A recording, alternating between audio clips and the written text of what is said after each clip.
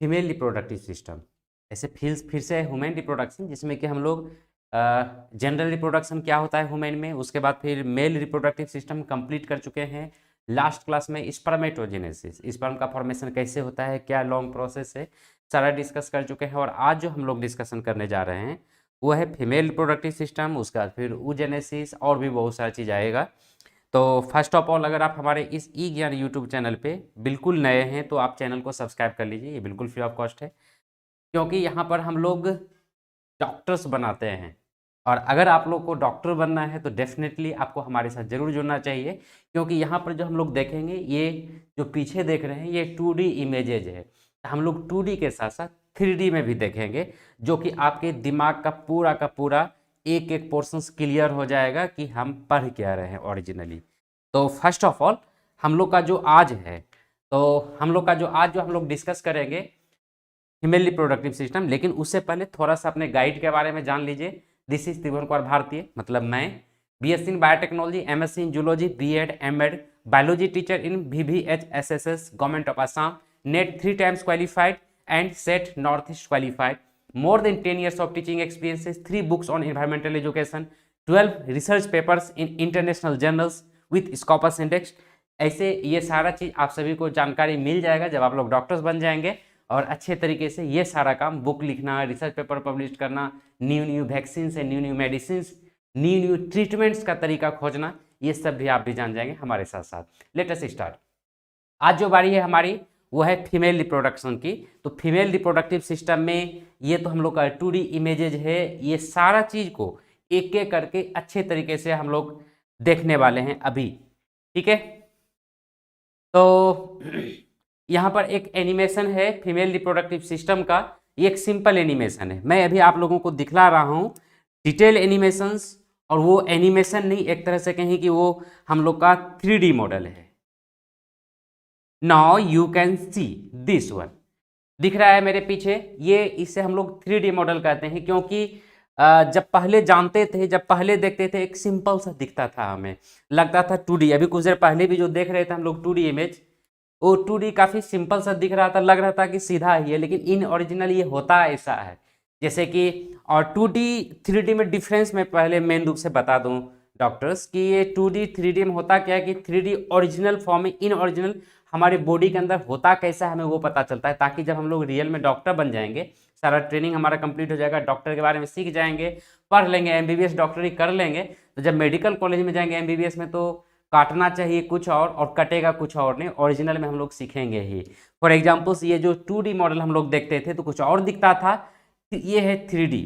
ये देखिए, जुड़ने के बाद हमें कुछ ऐसा दिखता है, दिख रहा है, साइड व्यू, फ्रंट व्यू। ये जो हमारा है नीचे का जो पोर्शंस देख रहे हैं, this one is the uterus.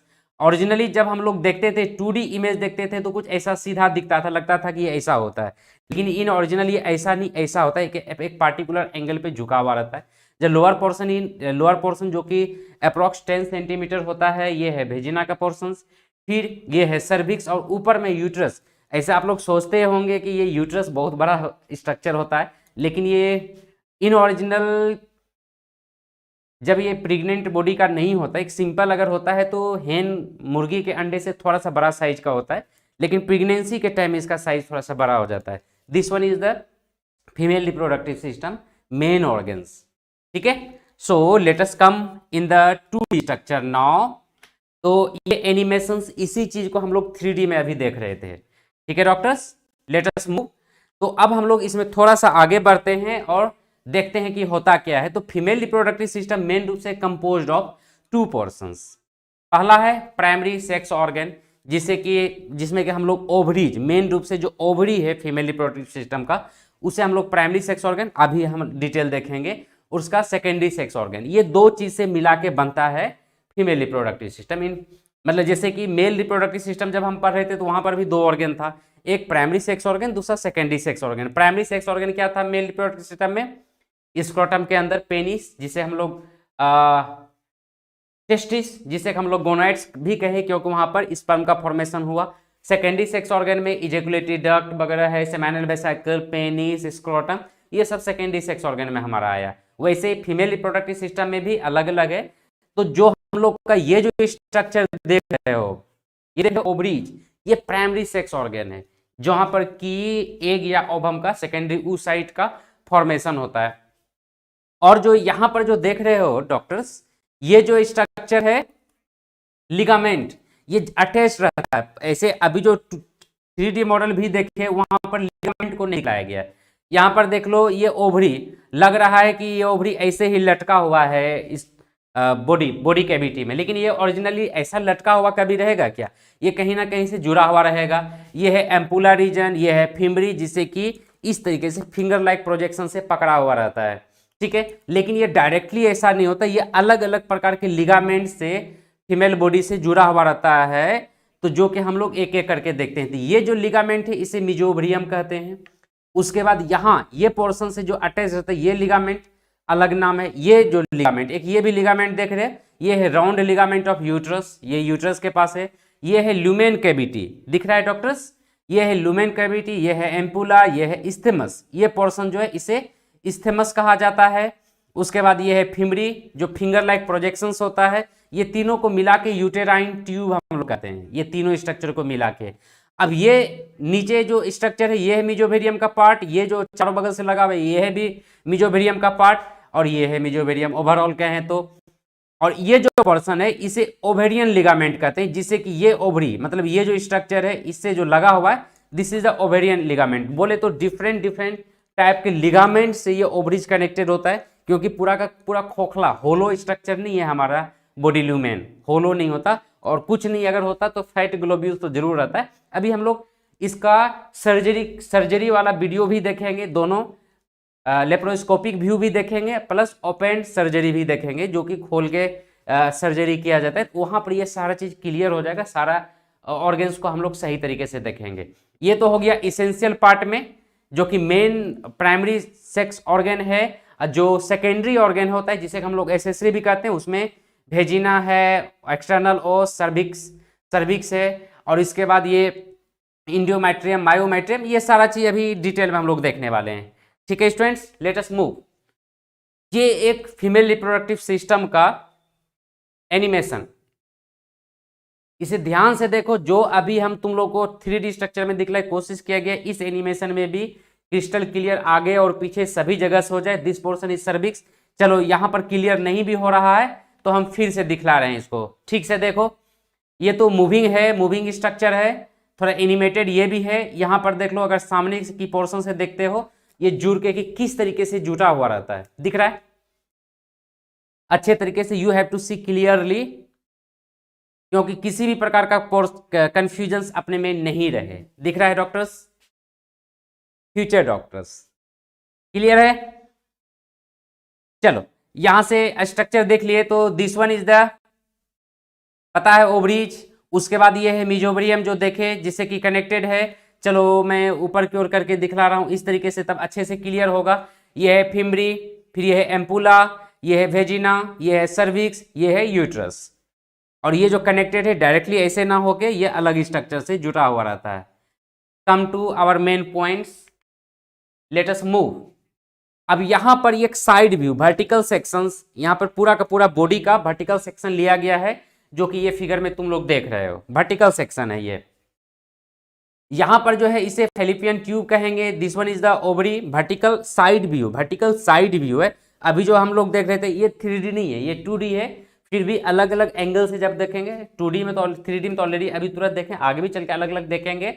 ये 2D व्यूज है साइड से, जैसे कि मान लो मैं हूं तो मेरा ये वर्टिकल पोर्शन से काट के ये सीन बनाया गया, इसीलिए ऐसा दिख रहा है। तो ये है फेलोपियन ट्यूब, ओवरी, ये है यूट्रस, साइड व्यू। क्योंकि तुमको बताए थे ना अभी कि ये एक एंगल पे झुका हुआ रहता है। अभी 2D 3D में देखे थे, देख लो यहाँ पे एक एंगल पे झुका हुआ, हम साइड व्यू लेके देख रहे हैं। अगर हम साइड नहीं, ऐसे नहीं, ऐसे था ना, ऐसे है। अगर हम साइड लेंगे तो कुछ ऐसे दिख रहा है, दिख रहा है? क्लियर है सब?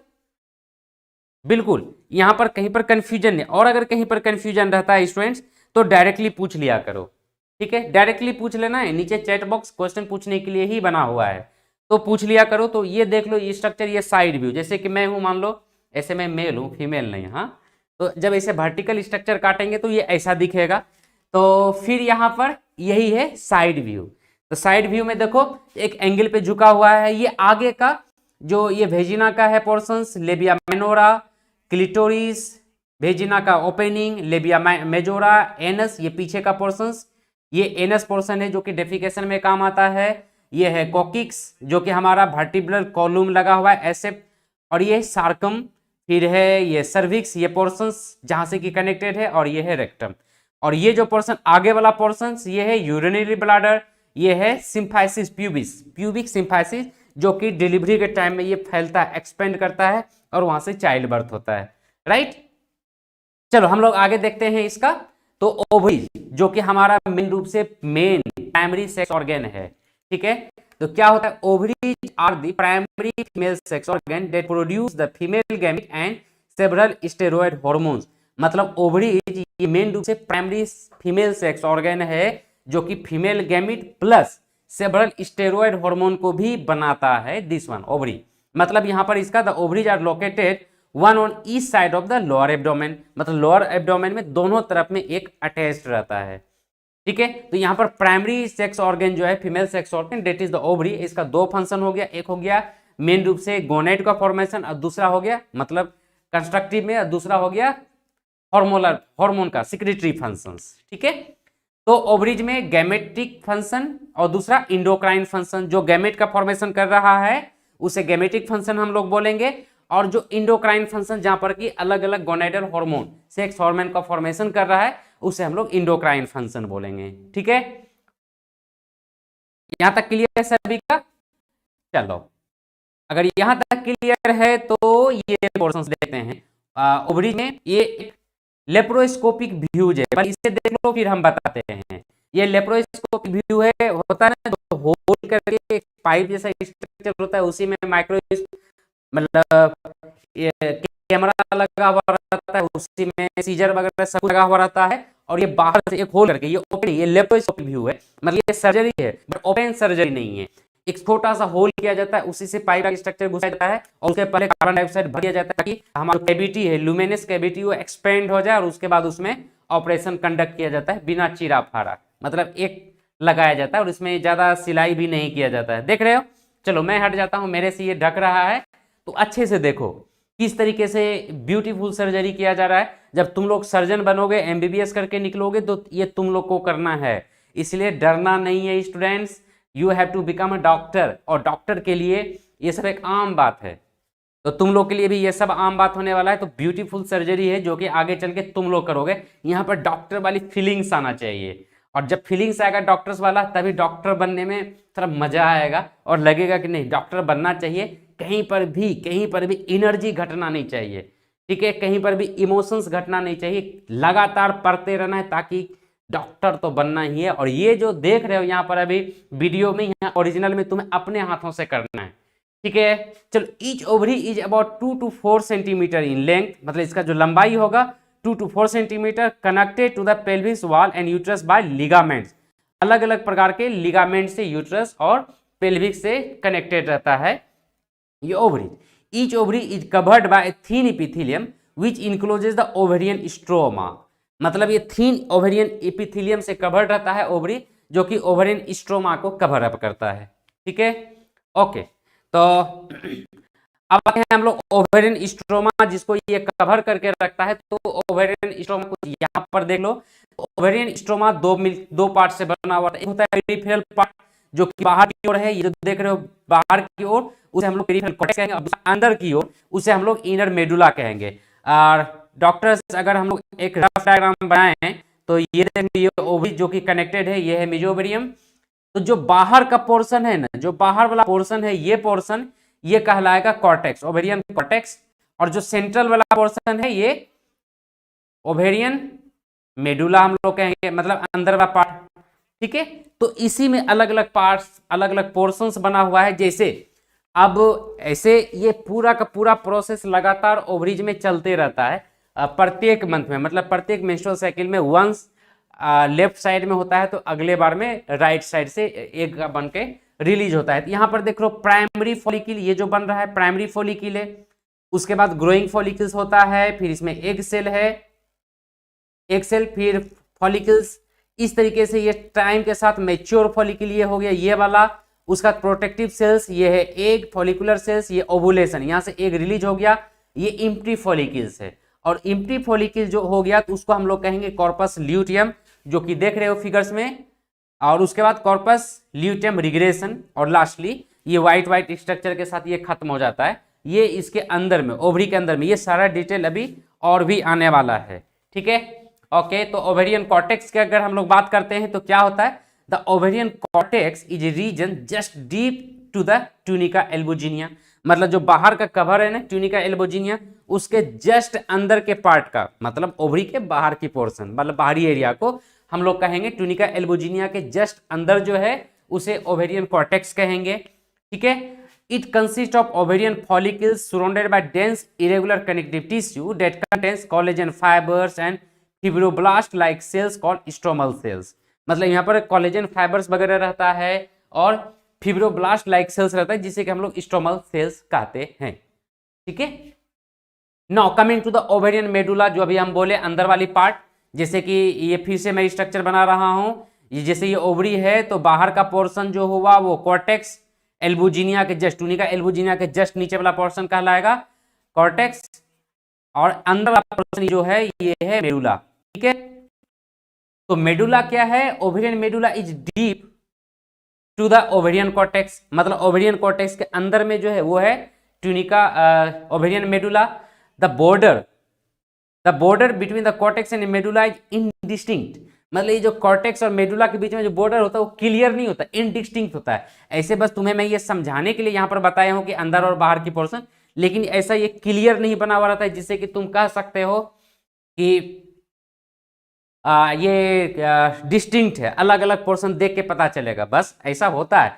और आगे है medulla consist of more loosely arranged connective tissue and contains blood vessels, उसमें ब्लड वेसल्स नहीं था, लिम्फेटिक वेसल्स उसमें ये भी नहीं था, एंड नर्व्स कॉर्टेक्स में ये भी नहीं था, मतलब यहाँ पर लूजली अरेंज्ड कनेक्टिव टिश्यूज होता है जिसमें कि ब्लड वेसल होता है, लिम्फेटिक वेसल्स होता है, नर्व्स होता है, याद रखना इस चीज को, क्योंकि नीट के लिए ये पोर्शंस काफी इंपॉर्टेंट है, खास करके रिप्रोडक्टिव सिस्टम से तो नेट में बहुत सारा क्वेश्चन रहता है नीट में, इसीलिए अपने को ये याद रखना है।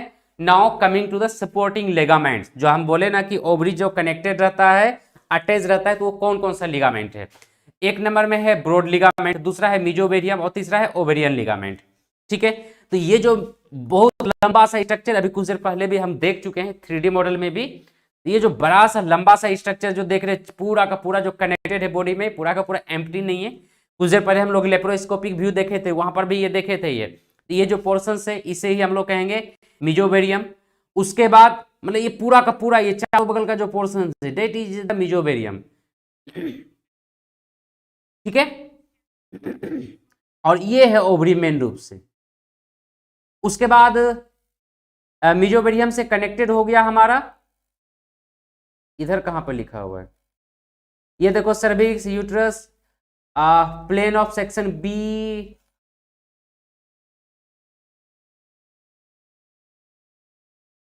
ओवेरियन, डेक्स्ट्रम, इफोरियम, ट्यूबेट्रम, तो इस तरीके से ये फिम्बरी ये सब कनेक्टेड है। तो ये ओवेरियन लिगामेंट, ये अलग अलग प्रकार का सपोर्टिंग स्ट्रक्चर, तो हम लोग एक एक करके देखते हैं। पहला नंबर देखते हैं ब्रॉड लिगामेंट। ब्रॉड लिगामेंट क्या होता है, the broad ligament of the uterus is the part of the parietal peritoneum. जो ब्रॉड लिगामेंट होता है ये पेराइटल पेरिटोनियम का पार्ट होता है। Broad ligament of the uterus is part of the parietal peritoneum. तो ये कुछ दूसरा लैंग्वेज में है, और इट मतलब जो यूट्रस से कनेक्टेड होता है ब्रॉड लिगामेंट, राइट। इधर एक तरफ यहाँ पर दिखलाया गया है और दूसरे तरफ नहीं दिखलाया गया है, तो इस तरीके से है, मतलब लेकिन रहता है ये दोनों तरफ, ये मत समझ लेना कि एक तरफ रहता है दूसरे तरफ नहीं रहता, ठीक है। ब्रॉड लिगामेंट हर जगह आता है। It attaches to the ovaries by double layered fold of peritoneum called the mesovarium. ये ओवरीज से कनेक्टेड रहता है डबल लेयर्ड फोल्ड का, जिसे कि हम लोग पेराइटल पेरिटोनियम कहते हैं और जिसे कि हम लोग मेजोवेरियम कहते हैं, ठीक है। तो अब है फीमेल रिप्रोडक्टिव सिस्टम में ही ओवेरियन लिगामेंट्स में, the ovarian ligament anchors the ovaries to uterus. ये यूट्रस से ओवरीज को कनेक्ट करके रखता है ओवेरियन लिगामेंट। अब है सस्पेंसरी लिगामेंट दूसरा। Suspensory ligament attaches the ovary to the pelvis wall. तो सस्पेंसरी लिगामेंट पेल्विस वॉल से ओवरीज को कनेक्ट करके रखता है। इसके पहले वाले में क्या देखे थे, मेजोवेरियम, ये ओवेरियन लिगामेंट।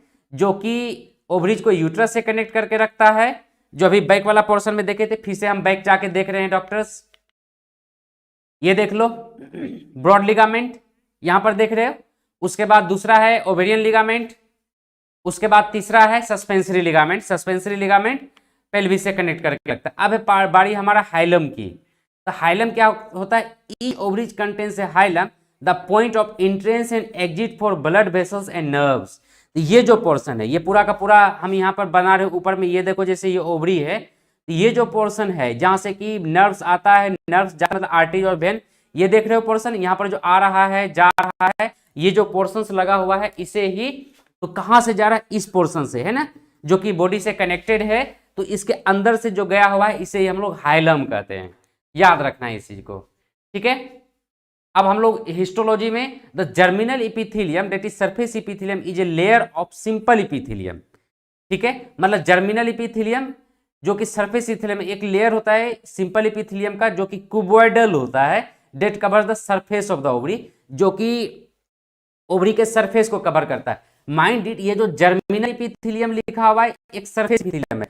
पहले इसको जर्मिनल इपिथेलियम नाम दे दिया गया, पहले ये जर्म सेल्स को बनाता था, लेकिन बाद में पता चला कि एक सरफेस इपिथेलियम, यहां पर जर्म सेल नहीं बनता। जिस समय बेबी मतलब पेट के अंदर, यूट्रस के अंदर ही होता है, प्रेगनेंसी के टाइम में, अभी चल के हम लोग देखेंगे 11वें से 12वें वीक में ही फॉर्मेशन हो जाता है। यहां पर जर्मिनल इपिथेलियम के द्वारा नहीं बनाया था, ये नाम जो रखा गया बाय मिस्टेक, पहले जानकारी नहीं था, इसीलिए अब उसको सरफेस इपिथेलियम कहा जाता है। इस बात को ख्याल रखना है, ये कई बार हमारे एग्जाम में आया हुआ है कि कहां पर जर्म सेल का फॉर्मेशन होता है, तो क्वेश्चन ऑप्शन में एक जरूर रहेगा जर्मिनल इपिथेलियम, बट ये जर्मिनल इपिथेलियम में नहीं बनता। We know that the term germinal epithelium in humans is not accurate because it does not give rise to ova, ये ओवा को नहीं देता, जो अभी मैं बोला। The name came about because at once time people believe that it did. पुराने जमाने में जिसमें जानकारी नहीं था तो लोग सोचा करता था कि इस इपिथेलियम के द्वारा ही बनाया जाता है ओवा को, और इसीलिए इसको जर्मिनल इपिथेलियम नाम दे दिया गया, बट ये सच्चाई नहीं है, ठीक है। We have since learn that the cells that produce ova arise from the yolk sac and migrate to the ovaries during embryonic development. कहां पर बनता है ओवा? yolk sac में, प्रेगनेंसी के टाइम में ही। ये 3 लेयर्स जो हम लोग पढ़े, आगे चलकर और भी देखेंगे, तो yolk sac में ही इसका फॉर्मेशन हो जाता है, और कहां पर? प्रेगनेंसी के टाइम में ही, और उसी टाइम में 11वें से 12वें वीक में ये वहां से माइग्रेट करके ओवरी में पहुंचता है, ठीक है। 11वें से 12वें वीक में माइग्रेट करके पहुंचता है, ये उसके द्वारा नहीं बनाया जाता, जर्मिनल इपिथेलियम जिसको बोल रहे हैं उसके द्वारा नहीं बनाया जाता, ठीक है। तो यहां पर देख लो स्ट्रक्चर कंप्लीट बना हुआ है, यह है अपना कनेक्टेड लिगामेंट, ब्लड वेसल्स भी इसके अंदर में रहता है। यहां पर फॉलिकुलर oocyte है, मेन रूप से प्राइमरी, सेकेंडरी, टर्सरी, है ना। प्राइमरी फॉलिकल्स यहां से यहां तक स्ट्रक्चर को बनते हैं। फिर ये थोड़ा सा पहले तो प्राइमोडियल सेल है, ठीक है। प्राइमोडियल सेल से ग्रो करता है, प्राइमरी फॉलिकल्स बनता है, फिर उसमें थोड़ा सा डेवलपमेंट होता है, यहां से यहां तक के डेवलपमेंट को सेकेंडरी फॉलिकल्स कहते हैं, यहां पर देख लो। उसके बाद मैच्योर फॉलिकल, जिसको कि हम लोग ग्राफियन फॉलिकल कहते हैं, मैच्योर करता है, और बीच में एक स्पेस का स्ट्रक्चर बनता है जिसे कि हम लोग एंट्रम कहते हैं, ठीक है। और उसके बाद कोरोना रेडियाटा, जोना पेलुसिडा, ये एक जो सेकेंडरी उस साइट है उसके लेयर्स को, बाहर वाले को कोरोना रेडियाटा, फिर जोना पेलुसिडा, और अंदर में जो मेन रूप से ये उस साइट है क्यूमुलस फोरस, कलेक्टिवली हम लोग कहेंगे ये मैच्योर ग्राफियन फॉलिकल है। और जब इसका टाइम पीरियड होता है हार्मोनल रेगुलेशन के द्वारा, तो ये जो उस साइट है सेकेंडरी oocyte, कोरोना रेडियाटा वगैरह उसके साथ में रहता है, और ये बाहर रिलीज हो जाता है, जिससे कि फिमरी के द्वारा उसको कलेक्ट कर लिया जाता है। और लास्टली ये जो बचता है ये फिर से वॉल कवर अप हो जाता है, जिसे कि ग्रेनुलोसा ल्यूटेन कहते हैं या थ्यूका ल्यूटेन कहते हैं। आगे चल के ये जर्मिनल इपिथेलियम जो है ये लेयर आगे चल के कॉर्पस व्हाइट कलर का ये स्ट्रक्चर बनता है, कॉर्पस एल्बिकेंस, और ये स्ट्रक्चर, ये प्रोसेस लगातार चलते रहता है। अब ऐसा नहीं कि एक बार कंप्लीट हो जाएगा, इसीलिए जब ओवरी का टीएस देखोगे ऐसा वाला माइक्रोस्कोप में भी तो तुम्हें नजर आएगा। और ये माइक्रोस्कोप देख रहे हो, ये ओरिजिनल माइक्रोस्कोप है, यहाँ पर जो ऑफलाइन क्लासेस हुआ करता है तो उसमें दिखलाया करते हैं। तो तुम लोग को बहुत सारे स्टूडेंट हो सकता है कि नहीं देखे होगे, जो 10 पास करके जस्ट 11 में गए हो, तो उसके लिए ये है और ये सारा चीज का ये सिंपल कंपाउंड माइक्रोस्कोप है। लेकिन जब तुम लोग कॉलेज में जाओगे तो वहां पर एक एक मसल्स, खास करके जब तुम लोग का हिस्टोलॉजी चलेगा, अभी आज हिस्टोलॉजी का पार्ट है इसीलिए माइक्रोस्कोप तुम्हारे सामने रखा हुआ है। तो जब हिस्टोलॉजी चलेगा जिसमें कि मसल्स वगैरह के बारे में पढ़ोगे, जैसे कि यहाँ पर बोले कि क्यूबॉइडल एपिथेलियम या कोल्यूमिनल एपिथेलियम, तो इस माइक्रोस्कोप में लगा के देखने से आसानी से दिखता है। या जो तुम लोग को बताए थे स्पर्म सेल्स, तो स्पर्म सेल का स्लाइड बना के इसमें लगा के देखने से तुम उसको भी देख सकते हो। This one is the original microscope. ठीक है, पता होगा सभी को। जिसको नहीं पता है देख लो, this one is the eyepiece, इसको आई पीस कहते हैं। ये यहाँ पे लगता है, ठीक है। ये है यहाँ पर ऑब्जेक्टिव, ये है इसका स्टेज, ये है इसका बॉडी, ये है इसका स्टैंड, ये है मिरर। इसी से लाइट सेट करते हैं, ठीक है। इससे लाइट सेट किया जाता है और लाइट सेट करके तुम लोग इसमें सब कुछ देख सकते हो। तो अभी ऑनलाइन मोड में सेट करके दिखलाना तो संभव नहीं होगा। अगर हम सेट कर भी देंगे तो तुम लोग को नहीं दिखला पाएंगे। तो कुछ दिनों के बाद अगर पॉसिबल होगा तो electronic microscope, electronic compound microscope जब रहेगा तो उसमें होता क्या है कि यहाँ पर सेंसर लगा हुआ रहता है। सेंसर से यहाँ से सेट करने के बाद सेंसर लगा हुआ रहता है जो कि कंप्यूटर में कनेक्ट किया जाता है। तो उससे कनेक्ट करके तुम लोगों को दिखला पाएंगे कुछ important cells, for example blood cells, कुछ चीजें। आप जैसे ओवरीज का सेल तो हम तुम्हें नहीं दिखला पाएंगे, ये तब तुम तभी देख पाओगे जब मेडिकल कॉलेज में जाओगे तो, क्योंकि वहां पर जो डेड बॉडी वगैरह होगा, जो डेड बॉडी होगा उसका ओवरीज निकाल के तुम लोग एक्सपेरिमेंट कर सकते हो, माइक्रोस्कोप में देख सकते हो। तो कुछ चीज, फॉर एग्जांपल ब्लड सेल्स तुम्हें दिखला पाएंगे या प्लांट का सेल्स वगैरह दिखला पाएंगे। और इसमें तो स्कूल या जो होता है यहाँ पर ऑफलाइन क्लासेस, वहां पर कुछ इंपॉर्टेंट चीज का दिखलाते हैं और परमानेंट स्लाइड से दिखलाते हैं। ठीक है doctors, now let us move. अब हिस्टोलॉजी यहाँ पर डिटेल सारा लेबलिंग यहाँ पर किया हुआ है। The tunica albuginea is a whitish capsule of dense irregular connective tissue located immediately deep to the germinal epithelium। जो जर्मिनल इपिथेलियम है ना, जिसको कि सरफेस इपिथेलियम हम लोग बोले बाद में चल के, उसके जस्ट नीचे का जो लेयर है उसे हम लोग ट्यूनिका एल्बुजिनिया कहते हैं, जो कि whitish कैप्सूल है डेंस कनेक्टिव टिश्यू का। ठीक है, आगे हम लोग ये उसी फिगर का पार्ट है। अब है फॉलिकुलोजेनेसिस। तो फॉलिकोजेनेसिस में ये देख लो, ये स्ट्रक्चर क्या है, फॉलिकल कैसे बन रहा है। प्राइमोडियल फॉलिकल्स, इसे हम लोग प्राइमोडियल फॉलिकल्स कहते हैं, जिससे कि ये बनता है, जो कि कहां से आया है, योक सेक से आया है, माइग्रेट होकर प्रेगनेंसी के 12th वीक में। उसका प्राइमोडियल फॉलिकल से प्राइमरी फॉलिकल का फॉर्मेशन होता है, ग्रोथ होकर इस तरीके से। मेरे पीछे तुम लोग को स्ट्रक्चर दिख रहा है डॉक्टर्स। उसके बाद सेकेंडरी फॉलिकल्स, फिर टर्शियरी फॉलिकल्स, उसका बाद मैच्योर, इसी को ग्राफियन फॉलिकल्स भी कहते हैं कई जगह। अभी इसके पहले वाला फिगर जो देखे थे,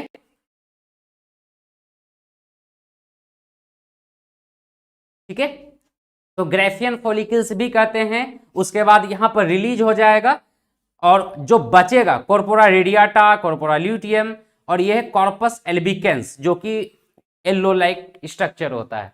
ठीक है, तो आते हैं हम लोग फॉलिकुलोजेनेसिस का एक एक करके। It is a process of formation of follicles in the ovary. मतलब ओवरी में जो फॉलिकल का फॉर्मेशन होता है उसे हम लोग टर्म कहते हैं फॉलिकुलोजेनेसिस। तो जो 12th का एग्जाम दोगे, मतलब सेकेंड ईयर का जब 12th का एग्जाम दोगे, तो वहां पर हो सकता है 1 नंबर या 2 नंबर में डेफिनेशन पूछ सकता है, तो वहां पर ये बताना है। ऐसे इंपॉर्टेंट तो एमसीक्यूज के लिए, नीट के लिए तो है। Ovaries of a female baby are form during the 11 to 12th week of pregnancy.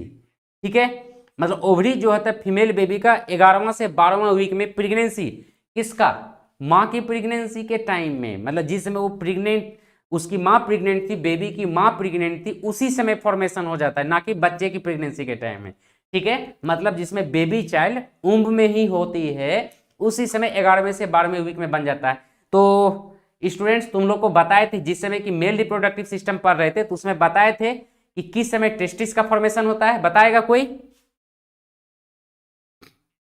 7th to 8th week, 7th to 8th week में ही योक सेक से वो भी माइग्रेट करके उसी समय बन जाता है। The process of folliculogenesis starts during intra embryonic life. मतलब जिस समय इंट्रा एम्ब्रायोनिक लाइफ में बेबी चाइल्ड थी, उसी समय इसका स्टार्ट हो जाता है फॉलिकुलोजेनेसिस। मतलब चाइल्ड बर्थ के बाद फॉलिकुलोजेनेसिस नहीं होता, ये 11वें से 12वें वीक में ही हो जाता है। ठीक है, now coming to the follicle, क्या होता है फॉलिकुलोजेनेसिस जान के। तो फॉलिकल क्या होता है, follicle is an oocyte surrounded bye epithelial cells. मतलब फॉलिकल एक oocyte होता है जो कि एपिथेलियल सेल से का भरप रहता है। Ovarian follicles that is folliculus means little bag are in the cortex. तो ओवेरियन फॉलिकल जो होता है वो कॉर्टेक्स रीजन में होता है, not in the medulla region. क्यों? क्योंकि मेडुला रीजन में नर्व्स वगैरह होगा, ब्लड वेसल्स होगा, ये सारा चीज होगा। तो ये ओवेरियन फॉलिकल्स कहाँ होता है? कॉर्टेक्स रीजन में। इस चीज को याद रखना है, इससे अपने किसी ना किसी एग्जाम में आया हुआ है। और स्टूडेंट्स बता दूं कि ये सब जो हम लोग यहाँ पर देख रहे हैं ये सफिशियंट है। किसी भी जो हमारा नोट्स प्रोवाइड किया जाएगा, मतलब क्लास के बाद तुम लोगों को कुछ समय के बाद इसका पीडीएफ तुम लोगों को वीडियो के नीचे डिस्क्रिप्शन में मिल जाएगा। बाद में आके तुम इसे डाउनलोड कर सकते हो, या नीचे डिस्क्रिप्शन में टेलीग्राम ग्रुप का लिंक दिया हुआ है, उसमें भी इसका पीडीएफ दिया जाता है, जो भी चीज हम लोग यहाँ पर पढ़ रहे हैं। तो ये नोट सफिशियंट है, मेरा 10 साल का टीचिंग एक्सपीरियंस को मिला के इसको बनाया गया है। ये नोट सफिशियंट है। अगर इसके अलावा तुम्हें कुछ पढ़ना है तो वह एनसीईआरटी की बुक, किसी भी कंडीशन में एनसीईआरटी की बुक नहीं छोड़ना है। एनसीईआरटी बुक कोडेड फॉर्म में है, और हम जो यहां पर देख रहे हैं डिकोडेड फॉर्म में, एनसीईआरटी का ब्रॉड फॉर्म है। ओके, तो हम आगे बढ़ते हैं। तो ये जो देख रहे हैं अलग अलग स्टेजेस, ये फॉलिकल है, ठीक है। नाउ फॉलिकुलोजेनेसिस में when the surrounding cells form a single layer they are called follicular cells. जब सिंगल लेयर का फॉर्मेशन करता है उसे हम लोग कहते हैं follicular cells. Later in development, when they form several layers, they are referred to as granulosa cells. जब वो सेलुलर लेयर का फॉर्मेशन कर देता है तो उसे हम लोग ग्रेनुलोसा सेल्स कहेंगे। तो ये भी अपने एग्जाम में आया हुआ है कभी ना कभी। यहाँ पर एक एक पॉइंट इंपॉर्टेंट है doctors. The surrounding cells nourish the developing oocyte and begin to secrete estrogen as the follicle grows larger. जैसे जैसे फॉलिकल लार्जर ग्रो करता है वैसे वैसे क्या होता है, तो उसका डेवलपमेंट के लिए नरिशमेंट की जरूरत होता है ना, और साथ ही साथ ये सिक्रीट करता है एस्ट्रोजेंस। ये फॉलिकल का काम है। तो ओवरऑल कहें तो फॉलिकुलर डेवलपमेंट का अलग अलग स्टेजेस में हम लोग डिवाइड कर रहे हैं। क्या क्या? नंबर 1 प्राइमोर्डियल फॉलिकल, उसके बाद दूसरा number primary follicle, number 3 secondary follicle, number 4 tertiary follicle and number 5 Graafian follicle. ये सारा चीज अभी हम लोग ऑलरेडी देख चुके हैं, लेकिन उसके बावजूद भी यहाँ पर फिर से देख लो। ये है primary follicle, primordial follicle, this one. उसका वो ग्रो करता है समय के साथ, और ग्रो करके सेकेंडरी प्राइमरी फॉलिकल हो गया, प्राइमरी के बाद सेकेंडरी फॉलिकल हो गया, फिर टर्शियरी फॉलिकल हो गया। उसके बाद इस जगह पे रिलीज हो जाता है, और यहाँ पर जो है ये जो फॉलिकल्स वगैरह है इसे हम लोग ग्रेफियन फॉलिकल्स कहते हैं, जिस स्टेज में जाके ये रिलीज होता है। तो हम लोग एक एक करके प्रत्येक स्टेजेस को देखते हैं। लेकिन उससे पहले जो बताए थे कि अभी हम लोग आगे चल के आज के दिन ही ओपन सर्जरी हम लोग देखेंगे। अभी कुछ देर पहले लेप्रोस्कोपिक सर्जरी देखे थे, यहाँ पर देख लो ओपन सर्जरी। एक रियल डॉक्टर वाला फीलिंग होना चाहिए कि जब तुम लोग मेडिकल कॉलेज में जाओगे तो हिस्टेरेक्टोमी करोगे, रिमूवल ऑफ ओवरी। देखो यहाँ पे तो जो यूट्रस है, फीमेल यूट्रस, हिस्टेरेक्टोमी में यूट्रस को रिमूव किया जा रहा है।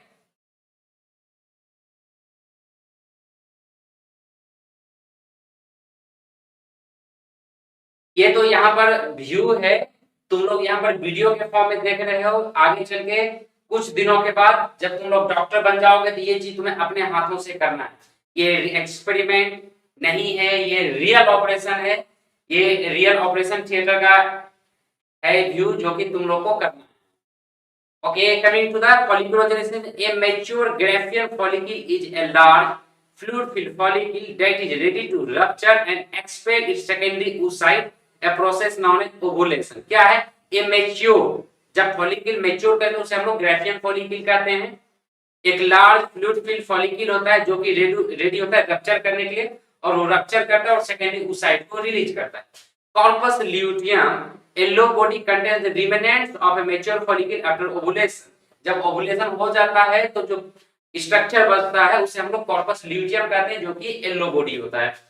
The corpus luteum produces progesterone, progesterone release करता है, एस्ट्रोजन रिलीज करता है, and relaxin and inhibin until degenerates into fibrous scar tissue called the corpus albicans, जो कि व्हाइट बॉडी होता है। इसीलिए जब तुम लोग स्ट्रक्चर देखोगे, मतलब जब उसका टीएस देखोगे ब्रिज का, वहां पर बहुत सारा व्हाइट बॉडी रहता है जो कि पूरा इंटायर लाइन में बनता है। ठीक है, now coming to the primordial follicle, एक एक करके जितना भी स्ट्रक्चर देखें सभी का। तो क्या होता है primordial follicle? It is an oocyte surrounded by flattened epithelial cell. ये उस साइट होता है जो फ्लैटेंड एपिथेलियल सेल से ये कवर होता है, इसे हम लोग प्राइमोर्डियल फॉलिकल कहेंगे। उसका प्राइमोर्डियल फॉलिकल ग्रो करके बनता है प्राइमरी फॉलिकल, जो कि अभी हम लोग स्ट्रक्चर देखेंगे। ये जो स्ट्रक्चर देख रहे हैं ये है प्राइमरी फॉलिकल का स्ट्रक्चर। क्या है ये? It is an oocyte surrounded by multiple layers of granulosa cells। क्या है? Multiple layer of granulosa cells. उसमें क्या था? फ्लैट लेयर, सिंगल लेयर, वो भी फ्लैट सेल्स का था। ये multiple layer of granulosa sales, ठीक है, प्राइमरी फॉलिकल में। अगर हम लोग सेकेंडरी फॉलिकल की बात करते हैं, ये जो देख रहे हो सेकेंडरी फॉलिकल, ये क्या? एंट्रल कैविटी और एंट्रम इज प्रेजेंट। यहाँ पर एंट्रम कैविटी आ जाता है। This one is the antrum cavity. यहाँ पर तो अपना प्राइमरी oocyte है, ये है एंट्रल कैविटी का फॉर्मेशन हो गया number 1। Number 2 theca externa and theca interna are present. यहाँ पर थीका इंटरना और थीका एक्सटर्ना का फॉर्मेशन हो जाता है। ये देखो बाहर का लेयर थीका एक्सटर्ना और अंदर का लेयर थीका इंटरना, इसका यहाँ पर फॉर्मेशन हो जाता है। उसके बाद है ग्राफियन फॉलिकल, जो अगला स्ट्रक्चर हम लोग देखे थे। तो Graafian follicle it is final mature follicle which undergoes ovulation. मतलब यहाँ पर ओवुलेशन होगा, मैच्योर फॉलिकल है, यहाँ से एग जो है ये ओवम रिलीज होगा यहाँ से, ठीक है। इस डायमीटर इज 2.5 सेंटीमीटर और इसका डायमीटर 2.5 सेंटीमीटर होता है। Now coming to the process of ovulation. अब ओवुलेशन क्या होता है? Process of release of oocyte in secondary oocyte from ovary. जब ओवरी से oocyte रिलीज हो जाता है बॉडी में, ठीक है, बॉडी कैविटी में, तो उसे हम लोग ओवुलेशन कहते हैं। It occurs on 14th day of the reproductive cycles is of 28 days। अगर रिप्रोडक्टिव साइकिल मतलब मेंस्ट्रुअल साइकिल का पीरियड 28 डेज का है, ये 14वां दिन ये रिलीज होता है। और स्टूडेंट जब हम लोग आगे आएंगे रिप्रोडक्टिव हेल्थ में, तो वहां पर एक्यूरेट, और जब चल रहा था reproduction in simple reproduction in organism, तो बताए थे कि कैसे निकाला जाता है, क्योंकि ये जरूरी नहीं है कि सभी का 28 डेज का ही मेंस्ट्रुअल साइकिल या पीरियड होगा। तो कैसे निकाला जाता है, कोई बता सकता है? जैसे अगर किसी का 30 डेज का पीरियड है तो कैसे निकलेगा? 30 - 14, तो जो डेट होता है कितना होगा?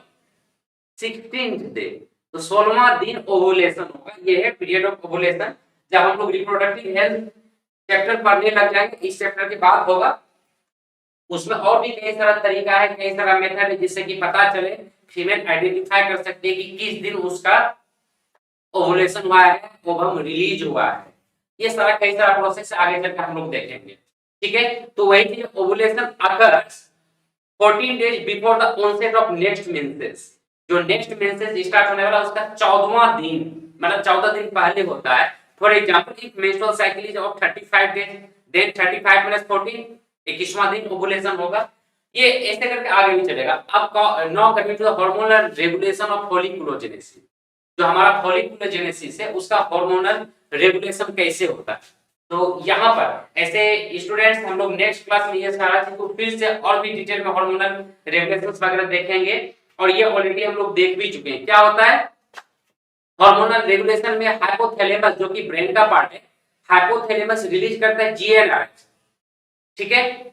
तो जीएनआरएच क्या करता है? स्टिमुलेट करता है एफएसएच एंड एलएच को, मतलब फॉलिकुलर स्टिमुलेटिंग हार्मोन को और ल्यूटिनाइजिंग हार्मोन को।